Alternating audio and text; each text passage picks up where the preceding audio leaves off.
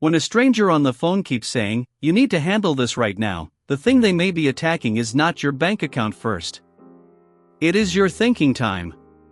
Scam calls can sound terrifying because they do not give your mind room to breathe.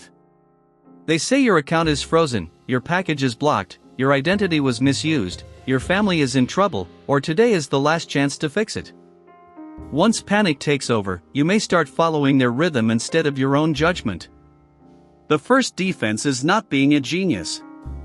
It is pausing long enough to ask, "Why can't I check this another way?" Zoom out, and a scam call starts to look less like a conversation and more like a small performance. The caller often begins with a role that feels official: customer support, a bank, a delivery service, a government office, a platform security team. Then they introduce a crisis that sounds just believable enough.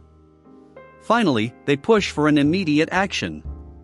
The details can change, but the structure is familiar: borrow authority, create fear, shrink your response time. The danger is not only that you believe one sentence. It is that you get pulled into a path where every next step is chosen by them. Urgency works by making your options feel smaller. In reality, you may have many choices: call a family member, contact your bank yourself, check an official account, walk into a branch, ask a coworker, or simply wait. A scammer tries to close those doors. They may say you must not hang up, must not tell anyone, must not delay, or must not verify outside the call. That is not just drama. It is a way to stop comparison. A real issue should usually survive a pause and a proper check. A caller who desperately needs you trapped in one live call is giving you information about their intention. From the person's side, the pressure can feel very real.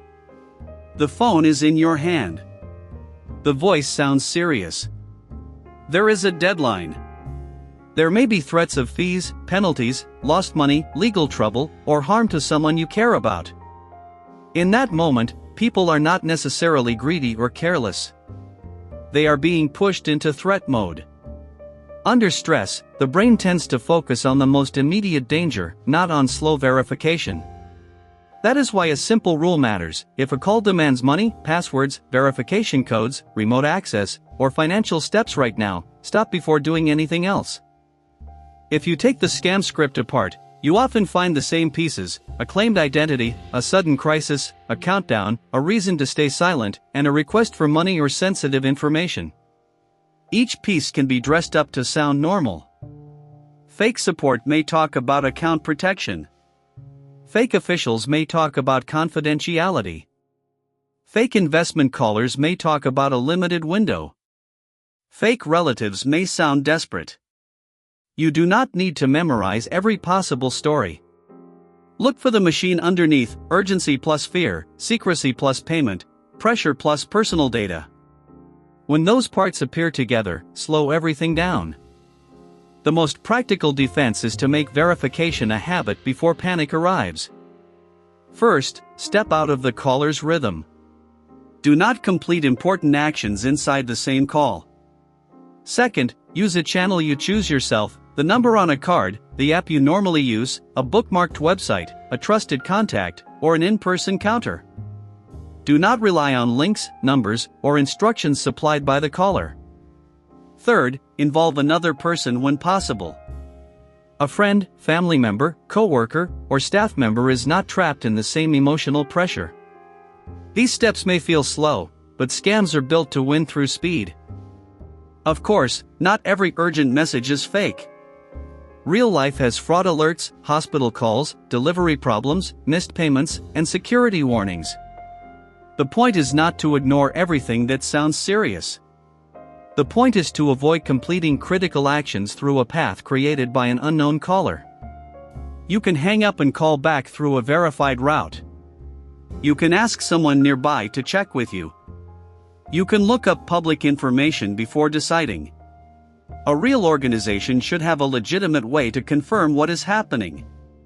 If the caller fights your right to verify, that resistance is itself a warning sign. So the thing scam calls fear most is not only you hanging up. Hanging up stops the sound. Thinking stops the script. The caller wants fear to make you hand over money, data, passwords, codes, or control of your device before your judgment returns. Your job is to stretch time, change channels, and bring the decision back into your hands. Next time a call pushes you to act immediately, ask 3 questions. Can I verify this myself after hanging up? Can I ask someone else? Why is this person so afraid of me pausing? You do not need to outact the scammer. You only need to slow down long enough to step outside the performance,